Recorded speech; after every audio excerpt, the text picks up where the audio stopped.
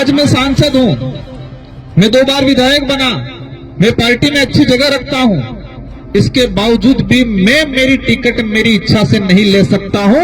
मेरे निर्वाचन क्षेत्र की जनता तय करेगी कि इसको टिकट देना है या नहीं देना है। इस पार्टी में हमारा सिलेक्शन पावर उस क्षेत्र की जनता के पास है, वो तय करेगी किसको चुनाव लड़ाना है, किसको चुनाव नहीं लड़ाना है। हमारा कोई सुप्रीमो नहीं है, मैं इस पार्टी का एक मामूली सी कार्यकर्ता हूं। ये भारत आदिवासी पार्टी आपके लिए एक मजबूत तीसरा विकल्प के रूप में है। साथ ही हमारे प्रदेश अध्यक्ष और डूंगरपुर बांसवाड़ा से पहुंचे हुए हमारे समस्त जिला अध्यक्ष, ब्लॉक अध्यक्ष, हमारे 5 विधायकगण, सारे पत्रकार बंधुओं को भी मैं धन्यवाद देना चाहूंगा।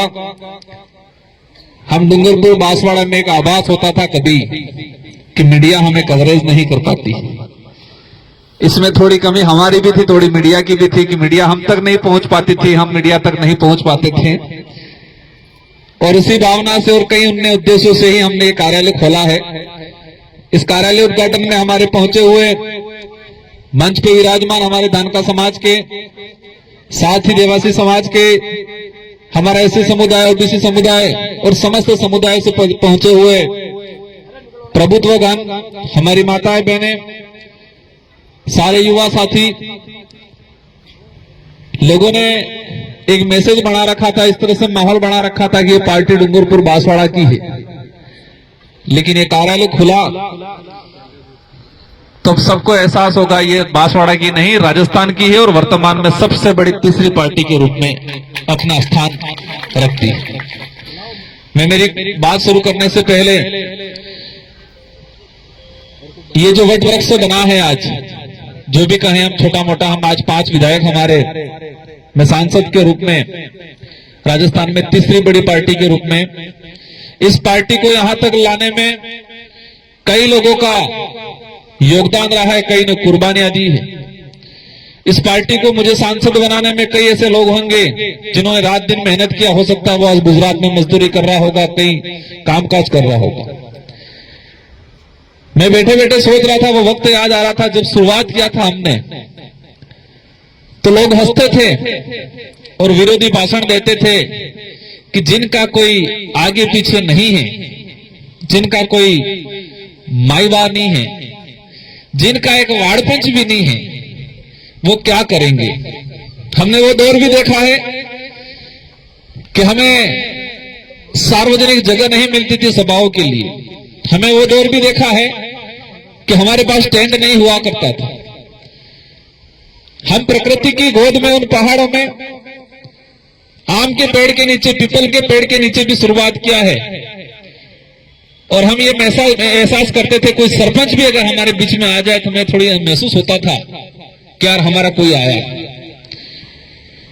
लेकिन मेहनत इतने लगन से किया, एक सच्चाई के मार्ग पे चले, उद्देश्य को लेकर चले, लोभ लालच में नहीं आए, और इसी वजह से आज एक सांसद और 5 हमारे विधायक यहाँ पर उपस्थित हैं और कई सरपंच हैं हमारे, कई प्रधान हैं। और मुझे विश्वास है हमारे पदाधिकारियों पे, इस पार्टी की विचारधारा पे, हमारे उद्देश्यों पे कि आने वाले समय में राजस्थान ही नहीं पूरे देश के अंदर एक शानदार परफॉर्मेंस होगा। मैं ये जो कार्यालय खोला है, मैं इसके बारे में बता दूं, कार्यकारिणी को लेके हम लोग संभाग वाइज प्रभारी बनाएंगे, हम किसी को भी अध्यक्ष नहीं बनाएंगे।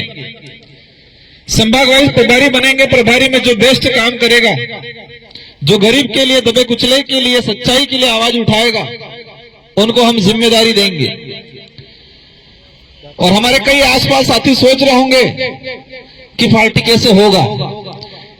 चिंता मत करो, जो आप सोच रहे थे वही डूंगरपुर बांसवाड़ा में 2018 से पहले दूसरे लोग सोच रहे थे। अवश्य इस क्षेत्र के अंदर पूरी राजस्थान हो, हमारे करौली सवाई माधोपुर या उधर भरतपुर अलवर हो या कोटा संभाग हो, क्योंकि हमें हमारी आइडियोलॉजी पे विश्वास है। और हमारी आइडियोलॉजी में ये चीज है, हमारे संचालक महोदय कह रहे थे, मैं एक बात बताना चाहूंगा, मैं इस पार्टी में हमारा कोई सुप्रीमो नहीं है, मैं इस पार्टी का एक मामूली सी कार्यकर्ता हूं। भले आज मुझे सांसद बनाया गया है और हमारी पार्टी की बखूबी ये है कि कोई भी हो, अगर पार्टी में अनुशासनहीनता करता है तो उसको पनिशमेंट किया जाता है। आज मैं सांसद हूं, मैं 2 बार विधायक बना, मैं पार्टी में अच्छी जगह रखता हूं, इसके बावजूद भी मैं मेरी टिकट मेरी इच्छा से नहीं ले सकता हूं। मेरे निर्वाचन क्षेत्र की जनता तय करेगी कि इसको टिकट देना है या नहीं देना है। इस तरह की खूबसूरत सिलेक्शन प्रणाली किसी भी पार्टी में नहीं मिलेगी। ये लोकतंत्र है। लोकतंत्र में सिलेक्शन और इलेक्शन, सिलेक्शन पार्टी का जो उम्मीदवार तय किया जाता है तो वो सिलेक्शन किया जाता है और इलेक्शन जनता वोट देती है। लेकिन इन राष्ट्रीय पार्टियों ने सिलेक्शन का पावर जनता से छीन के हाईकमान के रूप में ले लिया और इसी वजह से अच्छा जनप्रतिनिधि नहीं चुन पाता। इस पार्टी में हमारा सिलेक्शन पावर उस क्षेत्र की जनता के पास है, वो तय करेगी किसको चुनाव लड़ाना है, किसको चुनाव नहीं लड़ाना है। इलेक्शन से इंपॉर्टेंट सिलेक्शन है हमारा।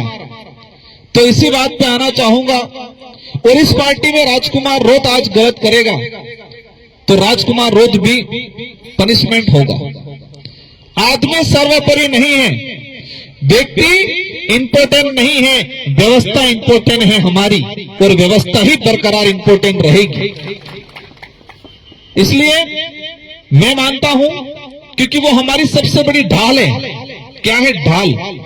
ये जो व्यवस्था है हमारी,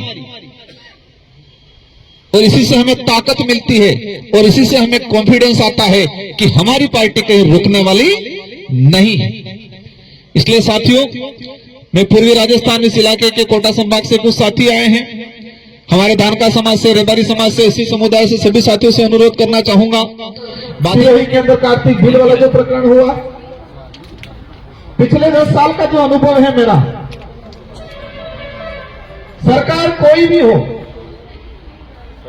लेकिन अन्याय जिस पे हो रहा है उस पे होता ही जा रहा है।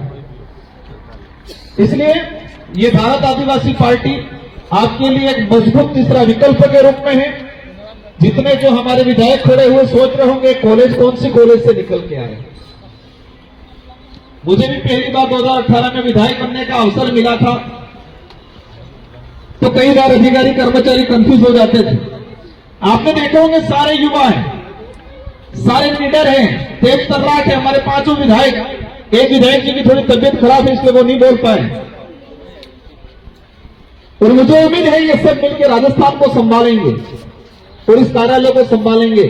और यहां पर मैं धन्यवाद देना चाहूंगा एडवोकेट विनोदा जी मीणा, हमारी नारी शक्ति, और इस कार्यालय का कहीं न कहीं वो और हमारे वहां से 2 व्यक्ति रहेंगे, उसका संचालन करेंगे।